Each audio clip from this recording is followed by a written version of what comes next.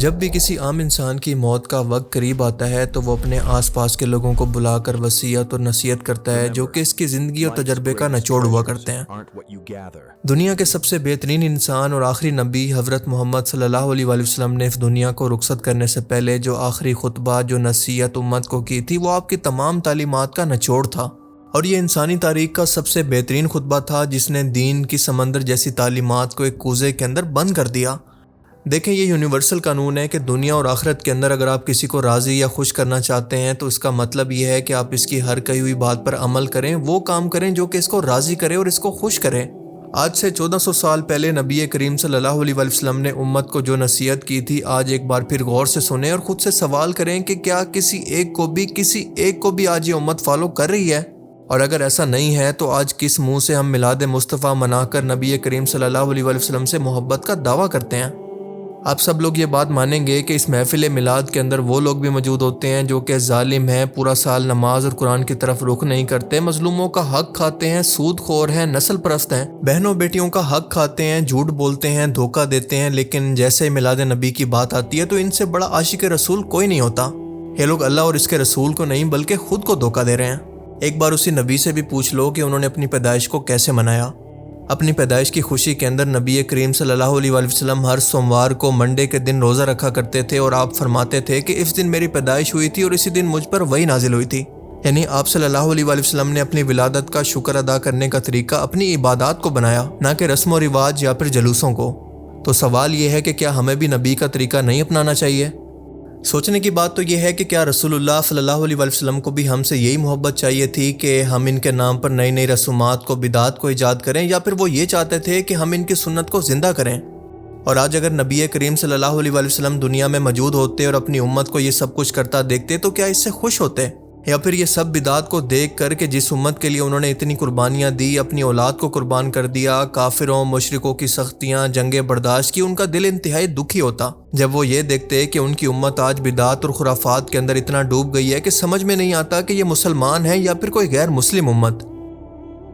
اصل محبت رسول صلی اللہ علیہ وآلہ وسلم یہ نہیں ہے کہ ہم بس سال کے اندر ایک جلوس نکال لیں اور باقی پورا سال سنت کو بھول جائیں، بلکہ اصل محبت یہ ہے کہ ہر دن ہر لمحہ ان کے طریقے پر جینے کی کوشش کریں، اور یہی وہ طریقہ ہے جس سے اللہ بھی راضی ہوگا اور اس کا رسول بھی۔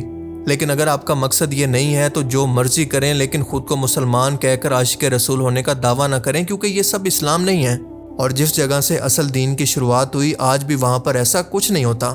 عید میلاد النبی کیا حضور کا حکم ہے؟ کیا اس کا کوئی ثبوت صحابہ سے ہے؟ کیا ہم صحابہ کے مقابلے میں حضور سے زیادہ محبت کرتے ہیں؟ لیکن تھا تو محبت مالا یؤمرون، جس چیز کا حکم ہوا نہیں اس پر عمل ہو رہا۔ یہ ہے در حقیقت رسم پرستی، اور رسم کے اندر پھر اضافہ ہوتے چلا جاتا ہے، اس پر ردے پر چڑھتے چلے جانا جو ہے۔ نتیجہ کیا نکلتا ہے؟ جہاں بدعت آئے گی سنت رخصت ہو جائے گی۔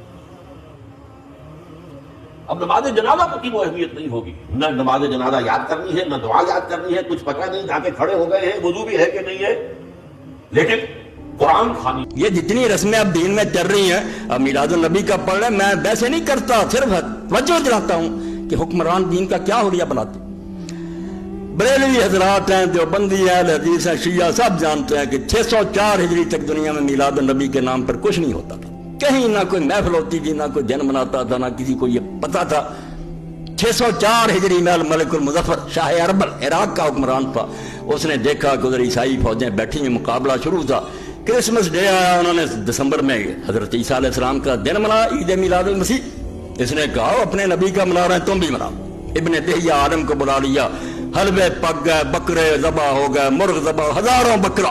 اب لوگوں نے کھایا، ناچنے والے ناچے بھی، اس میں بھی خود بادشاہ بھی ناچا، رقص کیا اس نے، اور بعد میں اس کو ابن دہیہ کو خلعت دیا، پیسے دیے، چل پڑا۔ آگے سے آگے بڑھتے جلوس شروع ہو گئے۔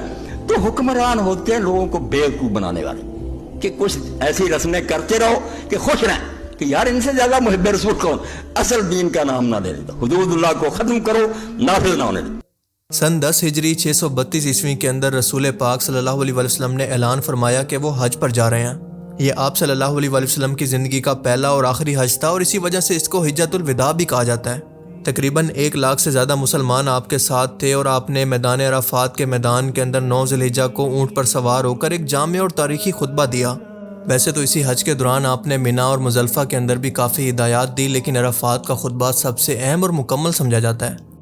اس خطبہ کے شروعات کے اندر آپ نے سب سے پہلے اللہ کی حمد و ثنا بیان کی اور اس کے بعد فرمایا، جس کا مفہوم ہے کہ اے لوگو میری بات غور سے سنو، شاید اس سال کے بعد میں اس جگہ پر تم سے کبھی ملاقات نہ کر سکوں، یعنی یہ ہماری آخری اجتماعی ملاقات ہے۔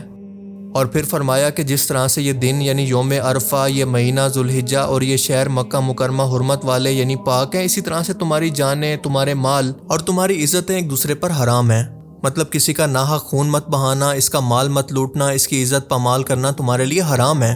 میں تم لوگوں کے لیے جاہلیت کی تمام رسموں کو ختم کر رہا ہوں، تمہارے لیے سود کا نظام ختم کر رہا ہوں، اور سب سے پہلے سود جسے میں ختم کر رہا ہوں وہ میرے چچا عباس بن عبد المطلب کا ہے۔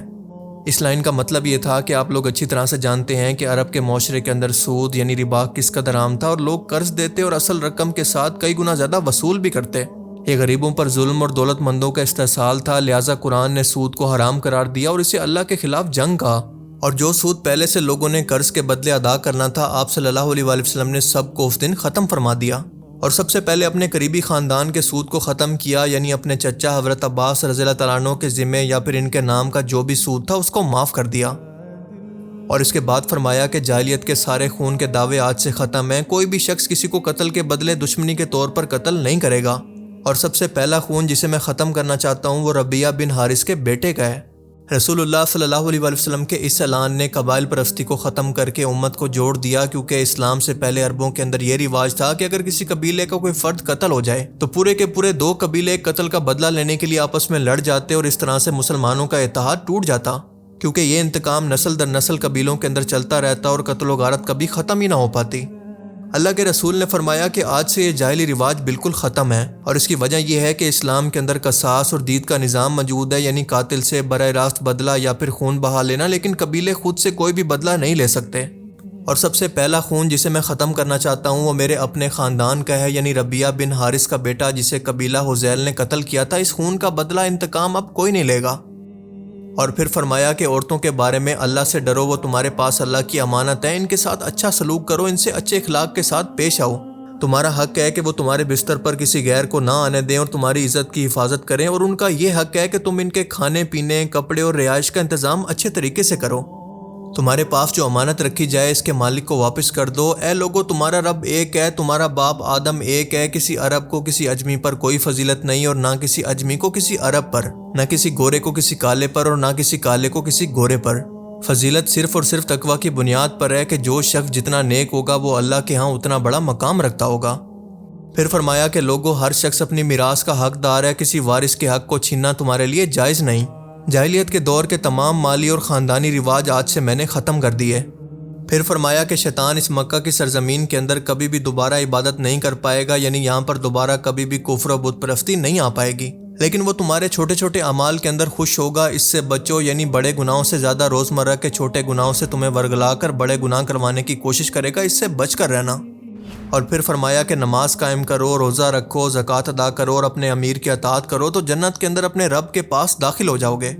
اور اس کے بعد فرمایا کہ میں تمہارے پاس ایک چیز چھوڑے جا رہا ہوں، اگر تم اس کو مضبوطی سے تھامے رکھو گے تو کبھی بھی گمراہ نہیں ہوگے، اللہ کی کتاب یعنی قرآن اور میری سنت۔ اور ایک اور حدیث میں آتا ہے کہ میرے اہل بیت بھی۔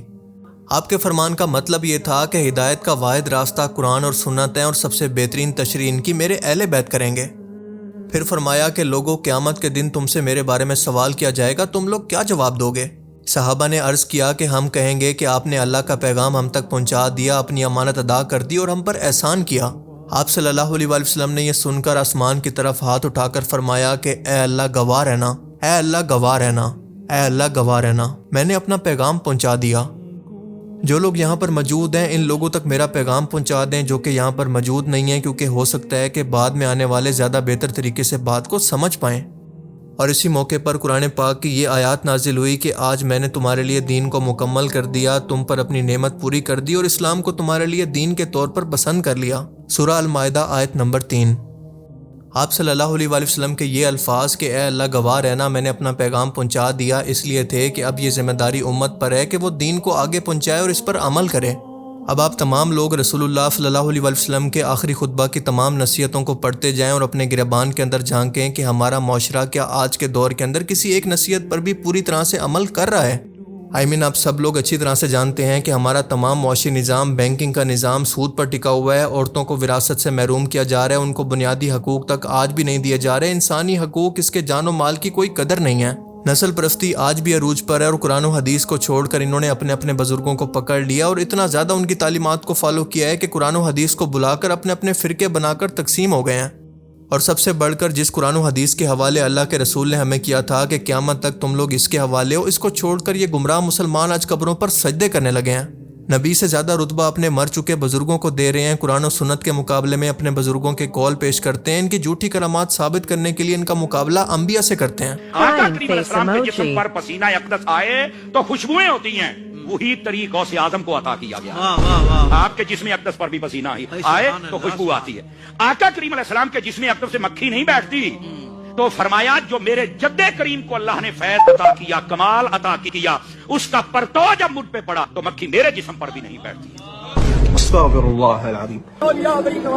بہار انجمن مصطفیٰ غریب نواز، سنو سنو میرے حاجت روا غریب نواز، میں دے رہا ہوں صدا پر صدا غریب نواز. تمہیں بلاج ہے خواجہ کہ ہم تمہارے ہیں، اور ہمیں وسیلہ تمہارا ہے یا غریب نواز. تمام عمر گزاری تمہارے قدموں میں، ملا ہے اور ملے گا صدا غریب نواز. اور پھر اوپر سے حد یہ ہے کہ یہ وہ لوگ ہیں جو کہ سب سے زیادہ عشق رسول ہونے کا دعویٰ بھی کرتے ہیں. آخر کس منہ سے؟ کیا یہ لوگ انہی اعمال کے ساتھ قیامت کے دن اللہ کے رسول کا سامنا کر پائیں گے؟ ذرا سوچئے. اللہ تعالیٰ سے دعا ہے کہ وہ ہمیں سمجھنے کی اور نیک عمل کرنے کی توفیق عطا فرمائے.